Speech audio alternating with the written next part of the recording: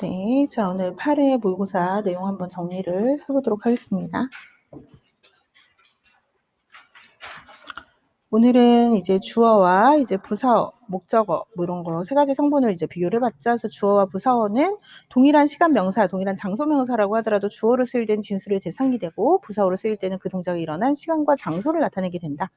그리고 주어랑 목적어로 쓰일 때는 일단 수어의 앞뒤 위치가 달라지게 되고요. 나타내는 정보도 주어일 때는 이지, 신시, 띵지, 그리고 이제 宾语일 때는 부팅지, 신신시 나타내게 되고요. 그 다음에 이제 주어와 수어와 목적어의 관계는 기본적으로 실수 관시 나타나게 된다. 그래서 주어는 보통 실시, 목적어는 보통 쇼시. 근데 그 외에 나머지는 이제 중싱으로 분류가 돼서 이 변환식에 근거해가지고 이제 뭐 시의 청구는 다청마위 이렇게 되면은 이제 제고 빙위 그리고 용什么来 이걸로 되면 공지材料 방식인데요. 공지는 도구,材料는 물질, 그리고 방식은 추상적인 방법이라고 생각을 하시면 되겠어요. 그리고 처소, 시간 있고 또 목적, 원인 이렇게 나눌 수 있다. 그래서 이걸 통해서 알 수 있는 중국어의 특징은 문법의 관계, 즉 동목이라고 하는 문법 관계가 반드시 동일한 어휘 관계, 동작과 수사의 관계로만 구성되는 것이 아니라 이제 다양한 어휘 유형으로 나타나게 된다라는 거고요.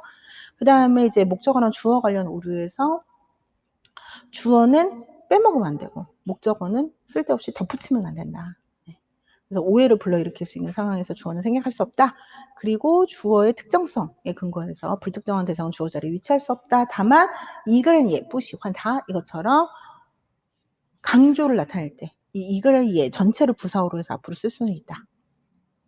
그 다음에 어휘 부분에서는 동음자 부분 봤는데요. 동음자 항상 정리할 때 이것에 대한 발음, 품사, 의미, 예제 같이 정리를 해보셔야겠어요.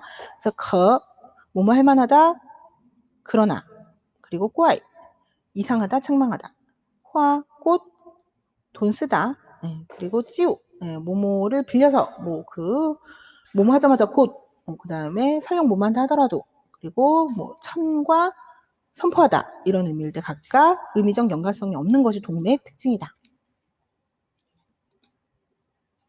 그리고 발음 지도 방식에 대해서 따인의 방식, 먼저 A라는 음을 이용해서 B를 이끌어내는 방식, O를 이끌어서 E를 통해서 위, 시를 통해서 르, 스를 통해서 이끌어내는 방식이 따인에 속하고요. 뚜이비는 차이점을 비교하는 거예요. 그래서 뽀와 포 이런 송치, 부송치의 음에 대한 비교를 통해서 차이점을 부각한다. 그리고 발음 오류 분석 중에서 성모 부분에서 송치, 부송치 음에 대한 구분, 그리고 음모 부분에서 이와 위의 구분, 그리고 성조 구분, 그다음에 이제 뭐 이런 경성 중에서 습관 경성에 대한 구분, 그다음에 이제 견표 원칙에 대한 구분, 이런 것들을 이제 살펴볼 수 있겠다.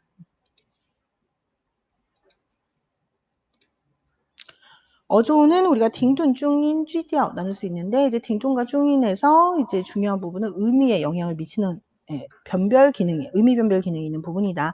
기랑 같이 연결해서 쯔헌 마이 이거는 이제 논리 중업 마이에 중점을 두게 되면 마이를 강조한다 해서 부신마이 뭐 부시지에 신마라는 거고 이거 수량을 강조하는 것 하나면 된다.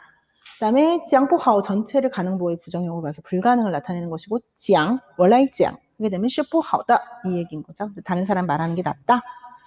그 다음에 이제 어조 부분은 항상 이런 그 문장이 쥐레랑 연결해서 이원지는 끝을 올려있고 평서문은 끝을 내려있는다. 감탄 기사는 기본적으로. 근데 이때 감정을 배제해야 될 때는 빈티아오로 오히려 추가해야 될 때는 취저티아오로 읽는다.